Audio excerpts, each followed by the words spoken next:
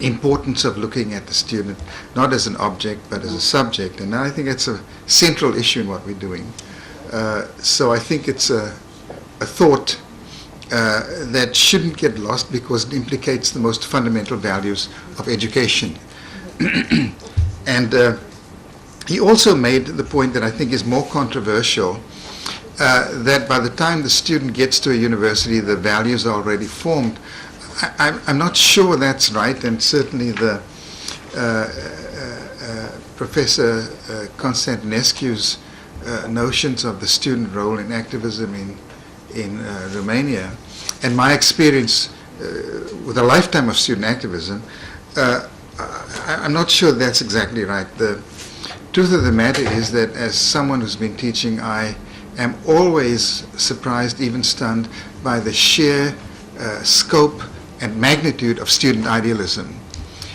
In fact, my fear is that I think they come in and we dampen and maybe even suppress that idealism. But I, as a teacher, have learned an immense amount from my own students because they bring something fresh every year with every generation.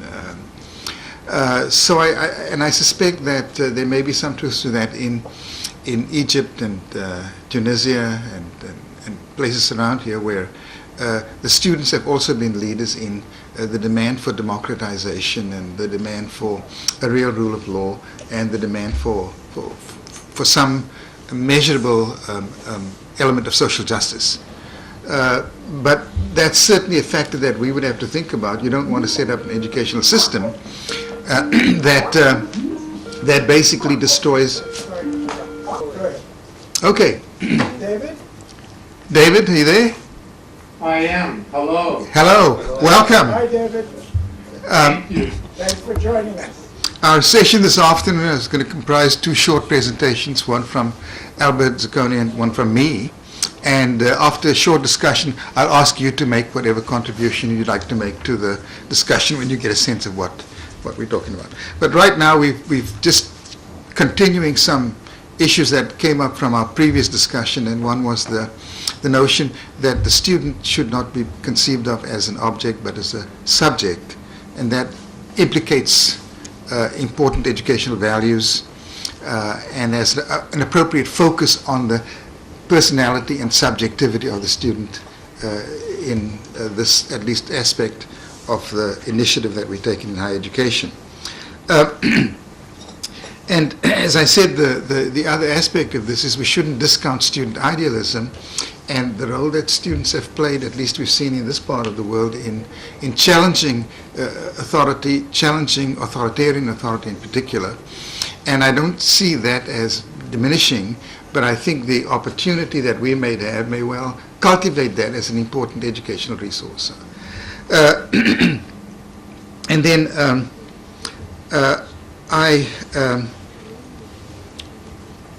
let me just start by, instead of just plotting the way to a new paradigm, I have the feeling, and I may be wrong, of course, but I think higher education is notoriously difficult to reform. Basically, the strengths of higher education have been that it inherits a tradition of worshipping tradition. And when an effort was made, for example, to reform Oxford University several years back, it was noted that Oxford took one step forward and two steps back.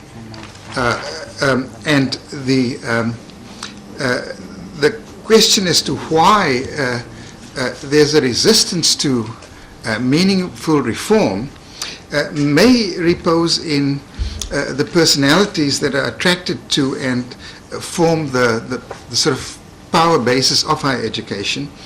And achievement in higher education is a somewhat often ego boosting experience, but those at the top of the heap tend to be rather self-assured, have a great capacity for self-justification, and basically are somewhat immune from change, because they are the producers of and deciders of the nature and pace of change. So the question of whether the enlarged ego of those who now occupy the places of influence in higher education make those enlarged egos difficult to change is something that certainly would have to be considered. Someone mentioned the fact that so few professors at Stanford, for example, were particularly interested in the initiative of a global education network through MOOCs or other kinds of innovations and so on.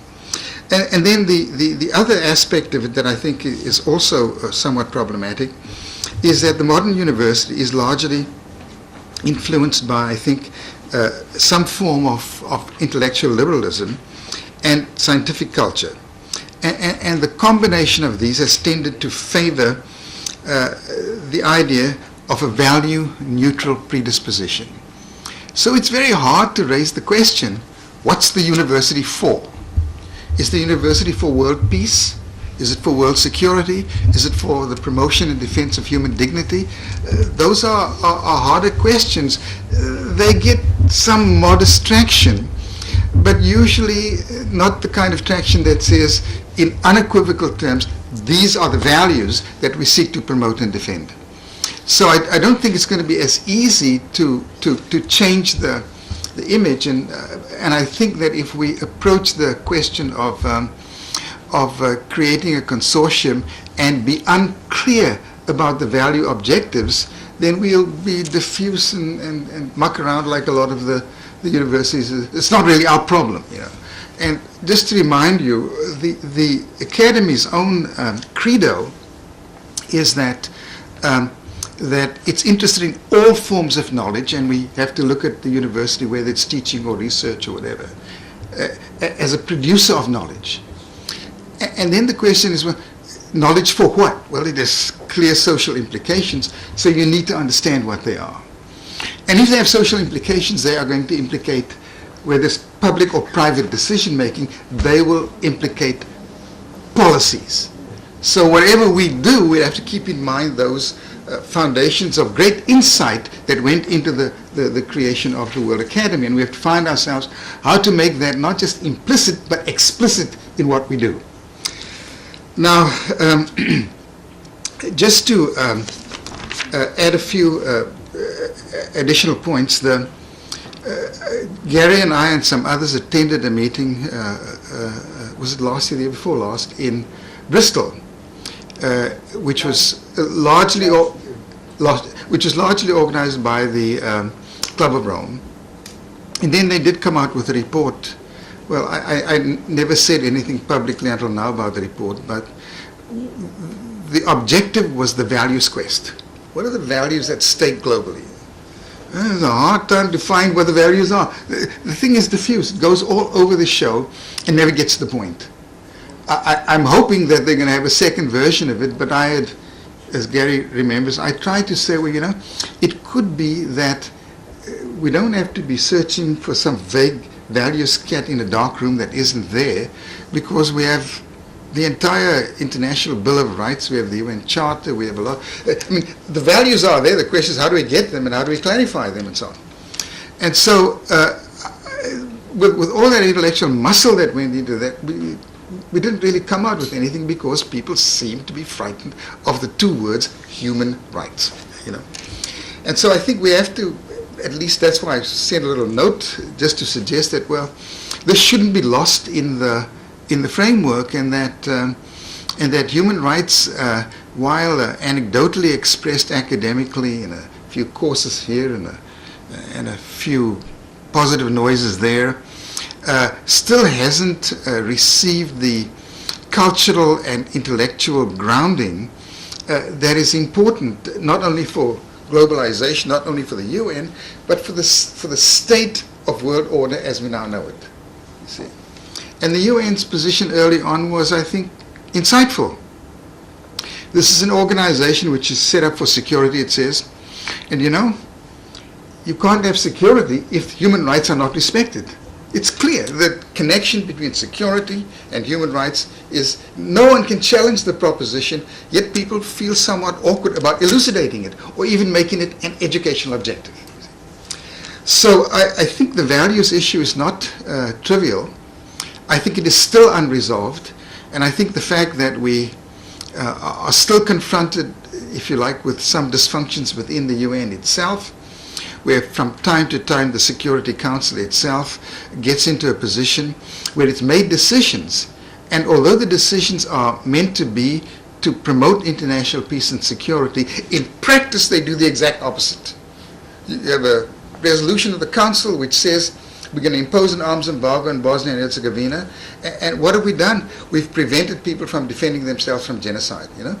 You just can't have those kinds of things functioning globally without some critical and careful assessment, even of the institutions that we value. So I think that the question of the values is a central element of normative guidance.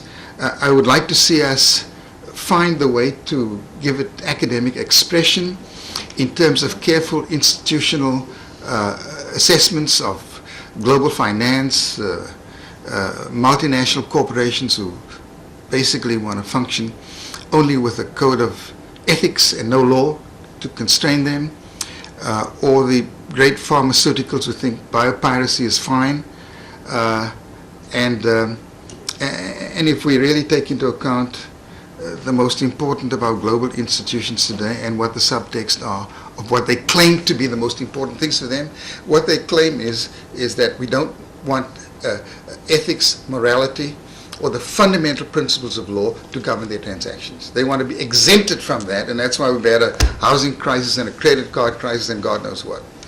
So I think there's a huge amount there that can be done, as I tried to suggest in a short paper of mine, can be spelled out in greater detail. But I do think that the idea of seeking to meet the needs of some 95 million students by the year 2025 is nothing short of revolutionary. That has never been attempted in the history of our species. I think it's, from what I read, I think it's within the capability of our technology to realize that objective, but it clearly requires some explicit commitment to values and a clearer picture of the stakeholders, including the students as stakeholders. It's also going to require a great deal of effort on our part, not only to mobilize civil society, but also the public side of global governance.